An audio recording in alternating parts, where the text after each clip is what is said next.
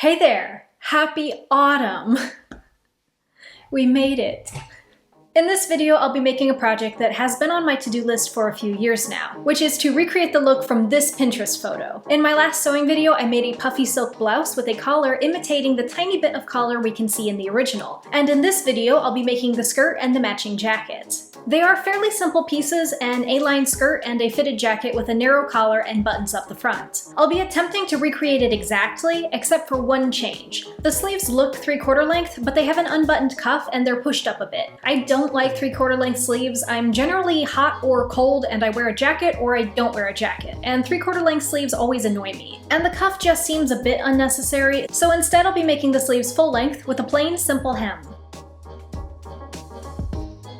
For fabric, I have a plush wool broadcloth from Burnley & Trowbridge. I also have a matching Happatoy silk for the jacket lining. I did get this wool as an end of bolt piece, so I only have 2 yards and change, which is not really enough, but I'm going to try and make it work anyways. The color was hard to film, but it is quintessential autumnal. It is definitely an orangish color, maybe a shade darker than pumpkin, but not as red as I would consider a traditional rust. For the pattern, I'm cobbling together a few different basic pattern pieces. For the skirt, I'm using the skirt pieces from Berta 6833. For the jacket, I'm starting with a customized sloper pattern that I downloaded from Bootstrap. And for the collar, I'll be using the Peter Pan collar from my Simplicity 6563 pattern. I made a couple mock-ups of my Bootstrap sloper pattern, tweaking the fit. The end result was alright, but I'll definitely be tweaking it more before I use it again in the future. However, there is one major alteration that I made to the pattern that I want to elaborate on. I wanted to finish the jacket front edge and hem with this folded edge, which probably has a fancy proper name, but I have no idea what it is. To do that, I took my jacket pattern, which currently has no seam allowance, meaning that this is the center front and this is the lower edge. I first added a 1/2 inch to the front edge to give it room for a 1 inch wide button placket, but then I want it to fold back in smoothly, so I added another full inch. Then I need seam allowance, so I'll add another 1/4 inch. For the lower edge, I'll add 1/2 inch for the 1/2 inch hem I want, and a 1/4 inch for the seam allowance. That is where I'll cut the outer wool. For the silk lining, it will be different. I want to bring it in a 1/2 inch to meet the folded over wool, and then add a 1/4 inch back in for seam allowance. On the lower edge, I need to raise it 1/2 inch to meet the hem, but I'll also add a 1/4 inch back in for seam allowance here. And I'll apply these lower measurements to the sleeve hem as well. I sort of explained this later when I actually get to this part of stitching the jacket, but I don't think I did a very good job, so hopefully this visualization will help keep that part from getting too confusing later. Anyways, with the mock-ups done and the pattern adjusted, it was time to cut out my fabric.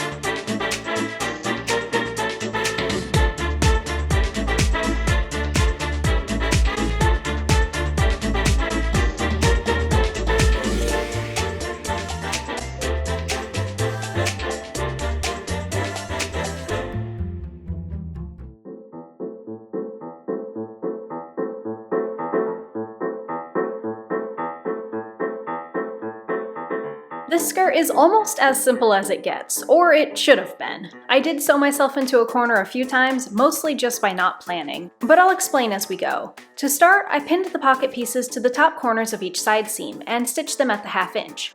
Then I took it to the ironing board and ironed over the pockets to get a nice crisp edge. Then I'm ready for the side seams.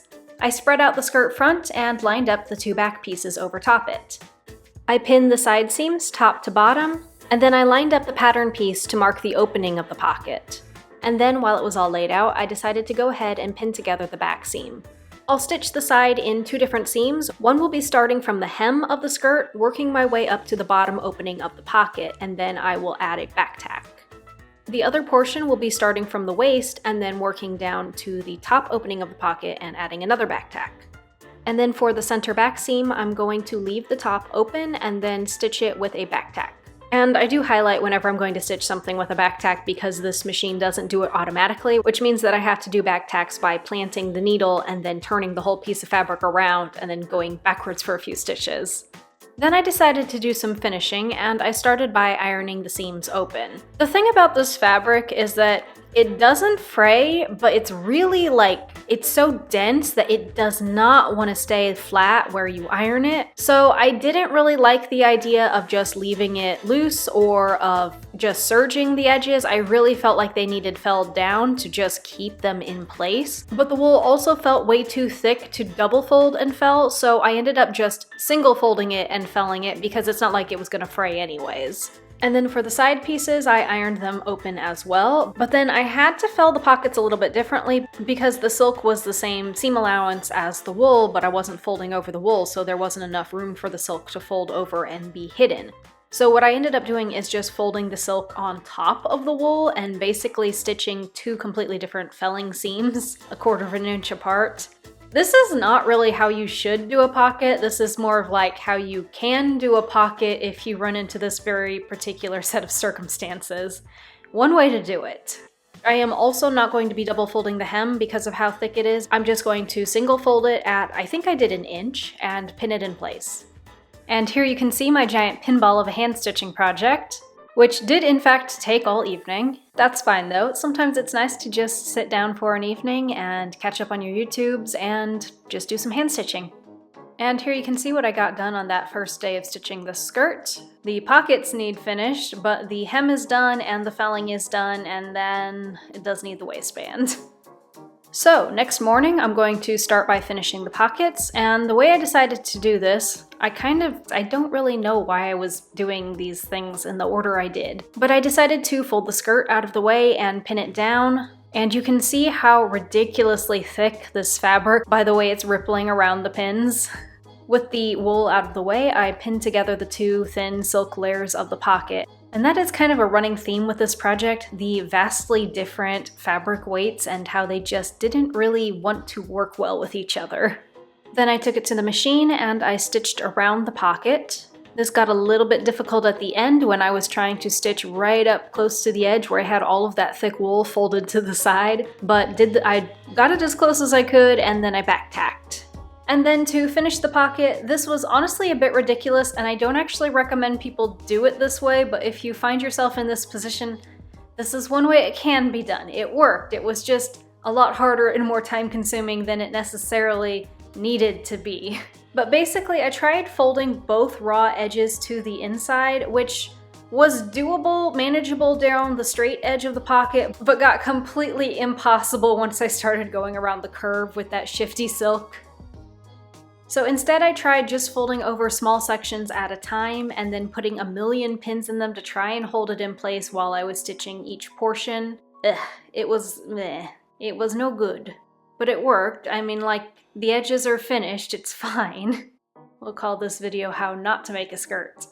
Once all of those edges had been whip stitched, I took it over to the ironing board, and I don't necessarily like how the pocket turned out, but you know it's on the inside of the skirt and nobody sees it but me. Next, we're gonna start on the waistband, and I decided to also line this with silk because I didn't want to have 2 layers of the wool. You know, I can't properly articulate how I feel about this. It's like, it's fine, but I was really going for finesse with this project, using nice, sturdy wool, using some pretty silk, and like, it just didn't happen. Like, the skirt looked good from the outside, but all of that like fine detail work I wanted to do just didn't really pan out right.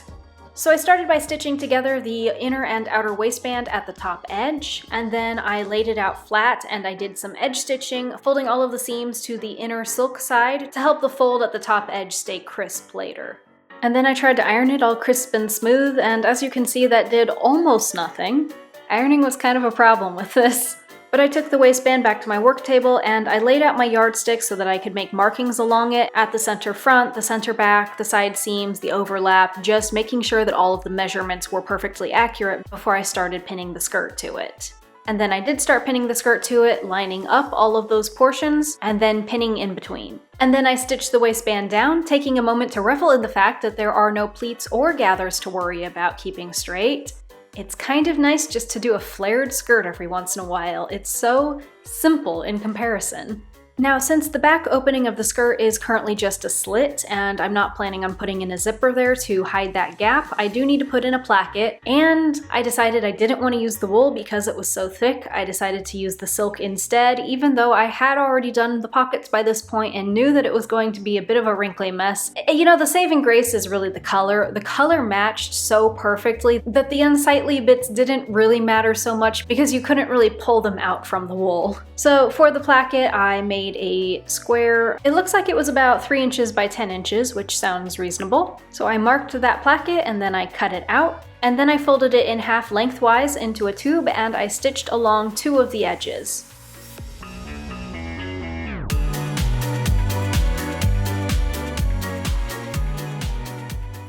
And here you can see I trimmed the inner corner of the tube and then I used a knitting needle to push it back right side out and try and smooth out those corners. And then I basically just lined up the edge of the placket with the edge of one side of the slit, and I just placed it as close as I could to the edge, and then I just whip stitched down it. You know, hand stitching is kind of wonderful because you can do a lot of things that you would never be able to do on the machine. It makes me appreciate like Victorian clothing, how there's kind of a mixture of machine and hand stitching present, and you can kind of just tell where people are just like, I don't know, I guess I'll just do this.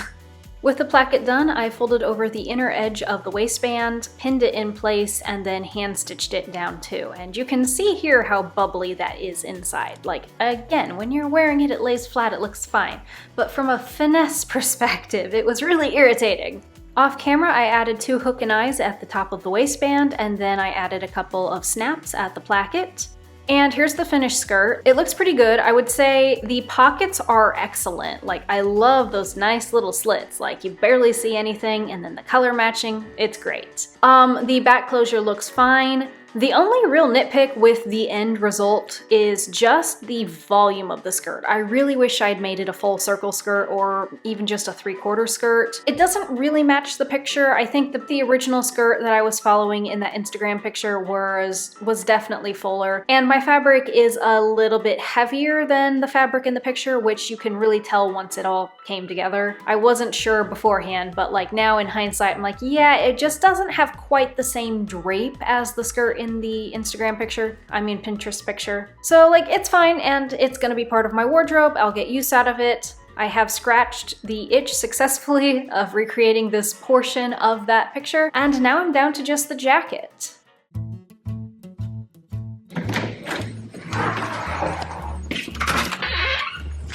Well, good morning. Good morning, pretty birds. How we doing? Hello there. Hi, beautiful. When are you gonna start laying eggs? Oh, hello there. I didn't mean to disturb you. I'm sorry. Are you working on one? Okay, I'll leave you alone. Yeah. I know, you're supposed to have a nest box. This is supposed to be the nest box. Oh, here's one. This is supposed to be the nest box. See, these are fake eggs, which is supposed to like draw them in and like tell them where they're supposed to lay. But only one of them has actually figured that out. Hi, pretty bird. Look at her little hair floof. She literally has a mohawk. Can you see it? She's got these like floofy long feathers on top of her head. It's awesome.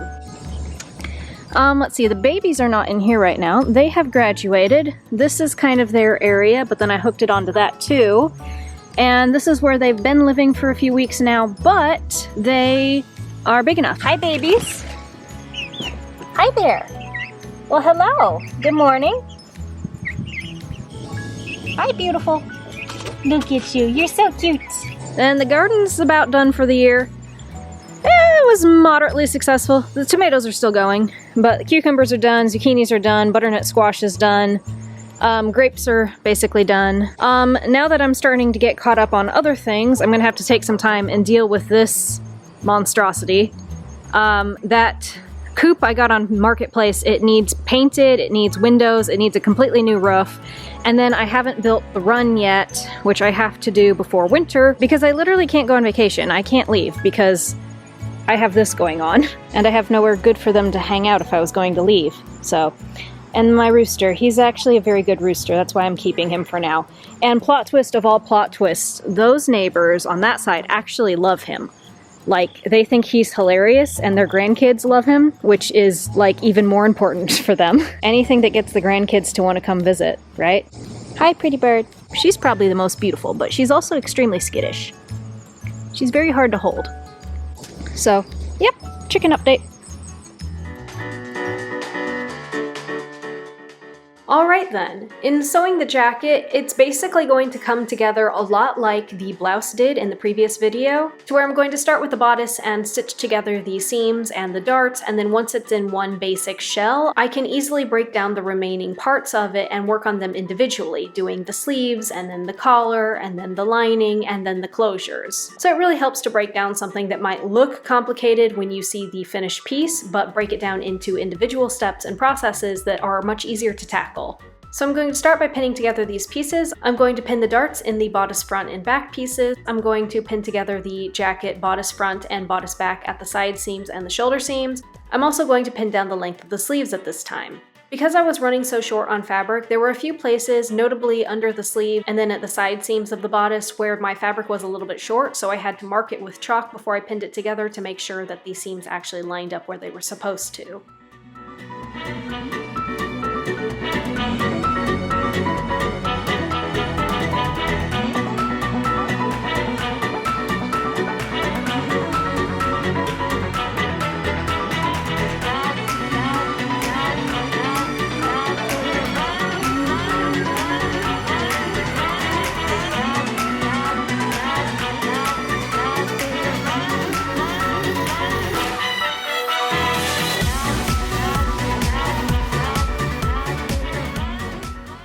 And I had basically the exact same problem with the jacket that I had with the skirt, in that the wool just really didn't want to iron over, so I ironed it anyways because that's what you're supposed to do, but it didn't really help much.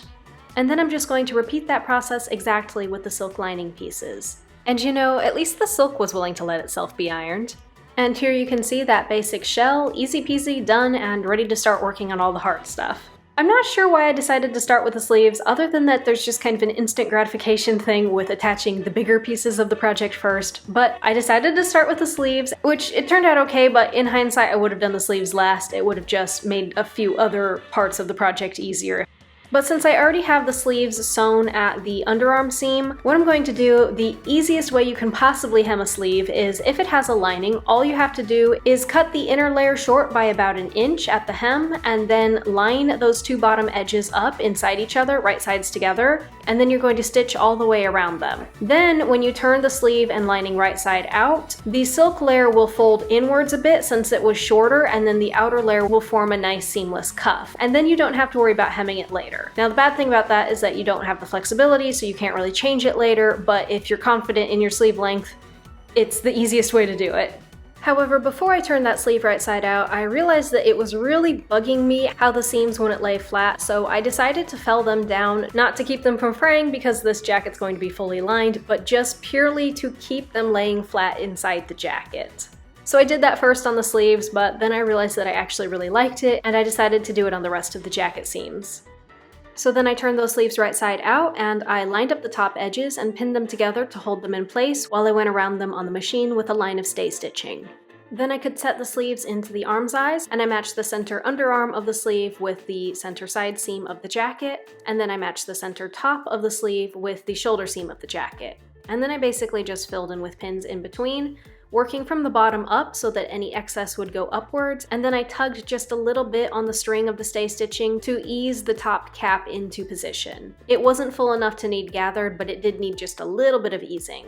Then I stitched all the way around that arm's eye, and the sleeve is set. With the sleeves both finished, I moved on to the collar, and I started that by stitching together the 2 collar pieces at the center back seam. The pattern didn't call for a center back seam, but I didn't have enough fabric, so I had to add one. I stitched that back seam and then ironed it open, and I also felled down the edges of this seam to make sure it lay flat. Now I have used this exact Peter Pan collar pattern before on my lacy pin tuck blouse you've seen on this channel, and I don't like how wide it is. Like, it works for that blouse because the color is kind of the statement piece of it, but in general it looks just a little bit too pilgrimy for me. It was definitely wider than I want for this project, so I just guesstimated based off of the existing collar how much I wanted to trim it down by. And then I took the collar and the lining piece and I pinned them right sides together around that whole outer edge. And I stitched around that edge, and I trimmed it down to slightly less than 1/4 of an inch, and then I cut little clips around the whole collar. Turning it right side out, I pinned that edge nice and flat and smooth, and then I decided to go ahead and do some top stitching to hold it in place, and I decided to use small running stitches. Okay, so the collar is almost done, but I've got to quit because it's like 10 and my eyes hurt. That's how the jacket's looking. Really not too bad for the first day of work, so I shouldn't have a problem finishing this up tomorrow. So getting back to the collar the next morning, at first I tried pinning the top edge in place of stay stitching and then just pinning it directly to the jacket. I quickly realized that there was a problem with that though, and the problem was that since I was patching together multiple pattern pieces from different patterns, the collar was meant for a slightly wider neckline than the jacket, so it was a little bit too big. So what I did is that I just went back to the machine and I stay stitched it. I don't have that footage for some reason, but I just basically did a gathering or an ease stitch. And then when I pinned it back to the jacket, I started with the center back, and then I lined up the front edges where I wanted them to end, and then I just pulled on that string a little bit to ease it into position. It's not full enough that there are any actual gathers in the collar, but it does kind of stand up a little bit more than it would have otherwise. It doesn't lay as completely flat as a Peter Pan collar usually does, so it's not exactly the style I was going for, but it's not bad, and it is useful to know how to do. If you want a Peter Pan style collar that has just a little bit of a raised look, you can just make the circumference of the neck a tiny bit too big and then ease it back down to size. So with the collar pinned on, I could go back to the machine and I could stitch it down. And then once that was done, I could go around the whole thing and clip it. And I kept my clips pretty close together, like about 1/2 inch apart. When you're doing tighter curves like this, it really helps to keep them close together. With the collar finished, I decided to go back to the lining, and there is one step that I forgot about earlier on, and that is making the little inside pocket. I don't think the jacket really needs pockets, but it's nice to have something to put your chapstick in the winter. I'm doing this pocket a little bit non-traditionally, basically because I hate how much silk frays. So what I did is I cut 2 layers of the pocket, and then I am stitching all the way around the side and bottom edges, just leaving the top open.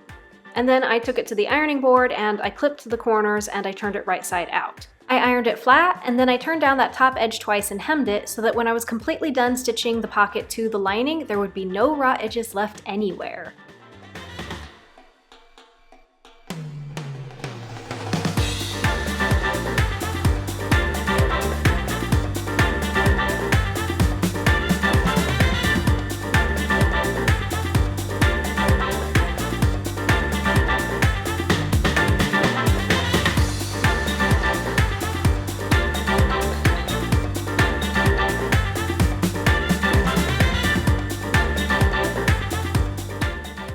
And here you can see the finished pocket. It's not very good, it's okay, but I can definitely tell there was something a bit off with the tension in my machine because it was just puckering a bit more than it should have.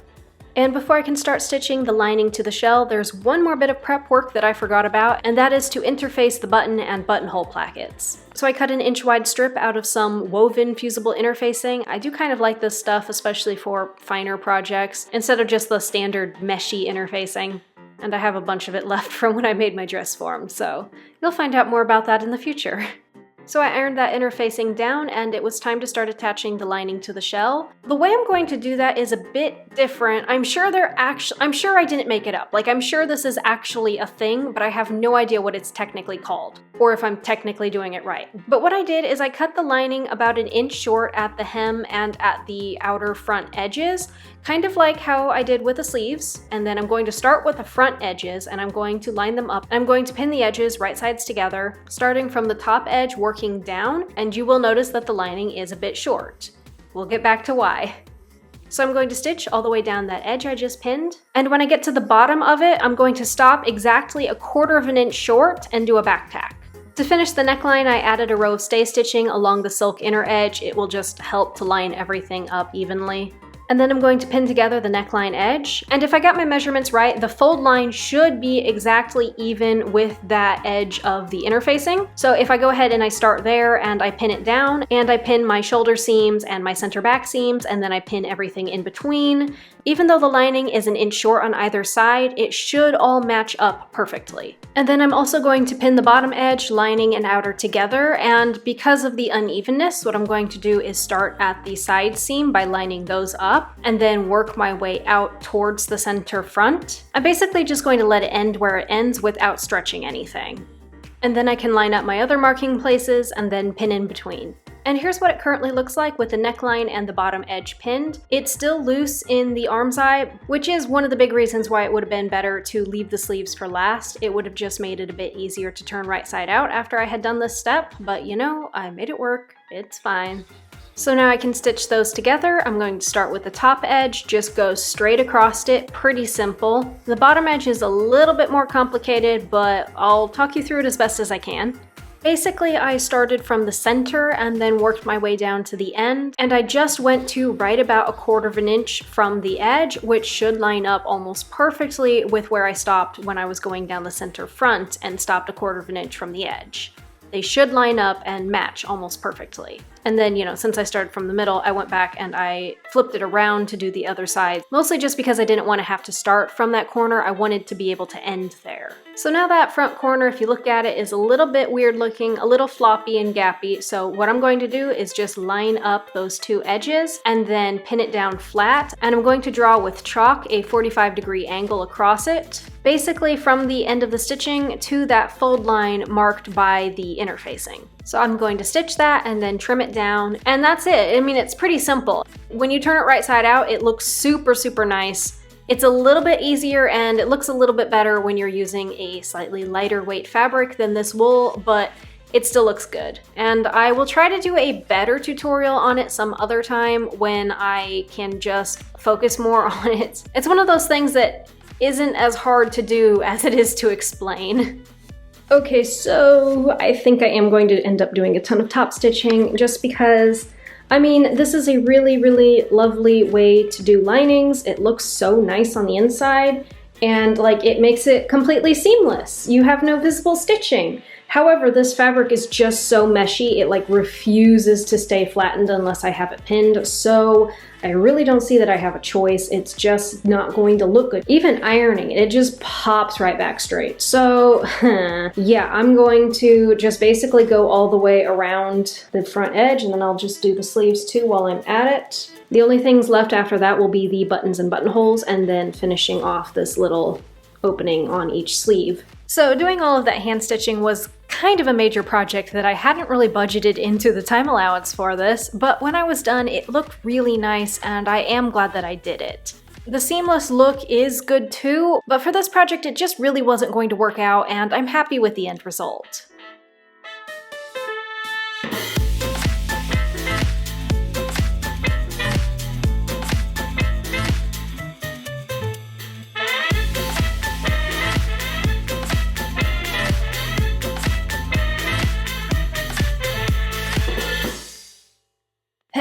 And I didn't touch it again for 2 weeks.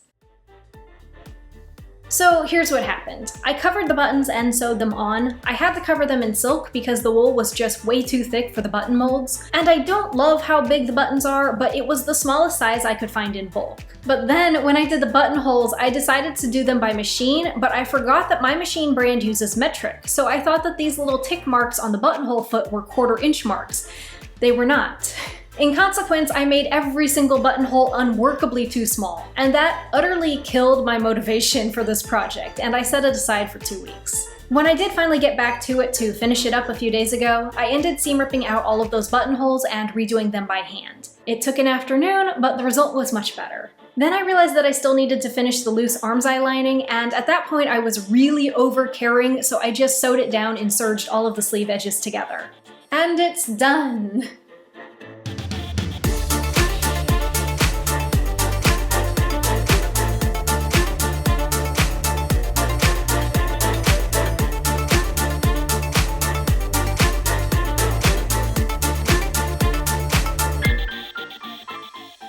First off, I'd like to apologize if my tone seemed a little bit blah throughout this video. When I first finished this project, I was really underwhelmed, which is a sad feeling when it's something you've been dreaming about making for years. But I guess that is the fallacy with trying to recreate existing photos, especially of those alluring Pinterest pics. You are never going to succeed perfectly, so you're basically setting yourself up for disappointment. However, putting aside the inspiration photo, I do really like both of these pieces. They are perfect for fall, and depending on how you wear them, I think they can be very Halloween-y or very not. I can't wait to wear them as the weather cools, especially on days when it's still kind of sunny but just getting chilly enough to take a light jacket. I think I've already discussed anything I wish I'd done differently, which basically is that I wish I had made the skirt fuller, which I couldn't do because I didn't have enough fabric, and I wish that the fabric hadn't been quite so thick and stiff. So basically, it really comes down to just using the wrong fabric and trying to jam a project into too small a piece. But you know, that's my bad and not really reflective of the project's merits, I guess.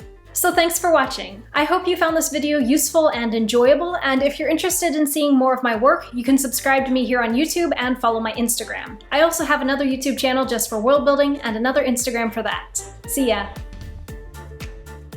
And a special thanks to Amber Aldrich, Demeester Mehta, Erin Wishart, Charlotte R., Shia Thompson, Haley Martin, Jesse Bryant, Shannon, Leisha Slaughter, Mackenzie D., and Stella Sapient. Thank you so much for your support of this channel.